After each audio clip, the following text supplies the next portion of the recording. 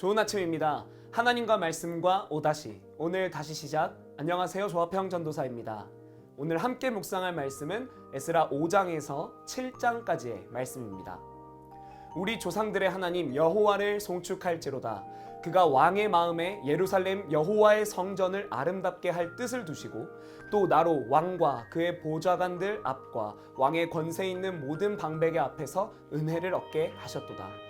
내 하나님 여호와의 손이 내 위에 있으므로 내가 힘을 얻어 이스라엘 중에 우두머리들을 모아 나와 함께 올라오게 하였노라.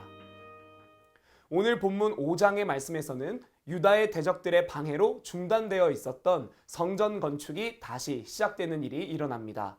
하나님께서 선지자 학개와 스가랴를 유다와 예루살렘에 거주하는 유다 사람들에게 예언하게 하사 스룹바벨과 예수아가 다시 일어날 힘을 얻고 선지자들과 함께하며 성전 건축을 다시 시작하게 됩니다.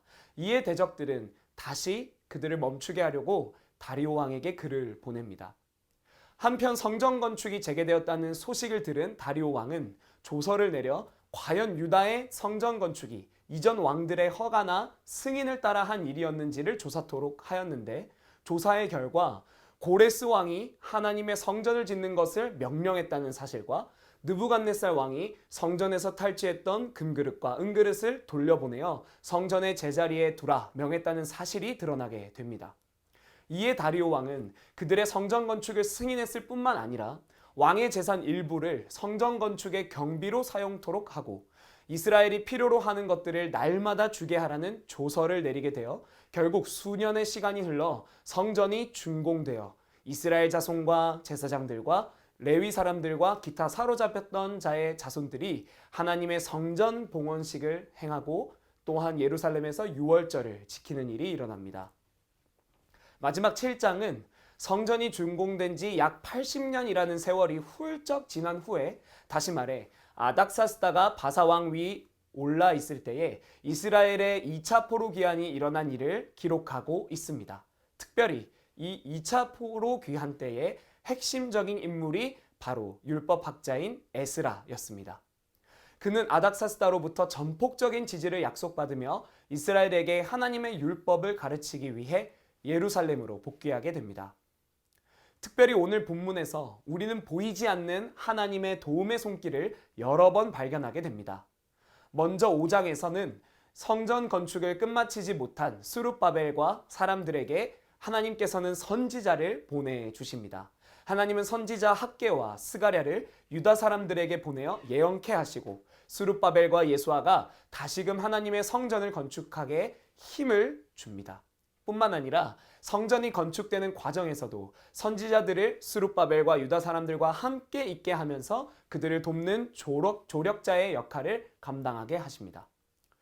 또한 하나님은 성전 재건 뒤에 80년이라는 세월이 지나면서 영적으로 해이해져 있는 이스라엘 백성들을 회복시키기 위해 율법학자 에스라를 부르셨고 그가 아닥사스다 왕으로부터 큰 도움을 입게 하심으로써 예루살렘에 있는 이스라엘 백성들의 부흥과 영적 각성을 위한 초석을 친히 마련하여 주십니다. 그래서 에스라는 다음과 같은 고백으로 하나님을 찬양하는 것입니다. 우리 조상들의 하나님 여호와를 송축할지로다. 그가 왕의 마음에 예루살렘 여호와의 성전을 아름답게 할 뜻을 두시고 또 나로 왕과 그의 보좌관들 앞과 왕의 권세 있는 모든 방백의 앞에서 은혜를 얻게 하셨도다. 내 하나님 여호와의 손이 내 위에 있으므로 내가 힘을 얻어 이스라엘 중에 우두머리들을 모아 나와 함께 올라오게 하였노라. 에스라는 하나님께서 아닥사스다 왕의 마음에 뜻을 두셨고 그러므로 왕과 모든 방백들 앞에서 자신이 은혜를 얻게 되었을 뿐만 아니라 하나님의 손이 함께함으로 힘을 얻게 되었다고 모든 역사를 하나님의 일하심으로 영광 돌리며 송축하고 있습니다. 사랑하는 여러분, 오늘 본문에서 잘 드러난 것과 같이 하나님은 자기 백성과 맺으신 언약을 성취하기 위해 밤낮으로 쉬지 않고 일하시는 하나님이시라는 사실, 다시금 우리 마음에 새기는 오늘 하루가 되길 원합니다.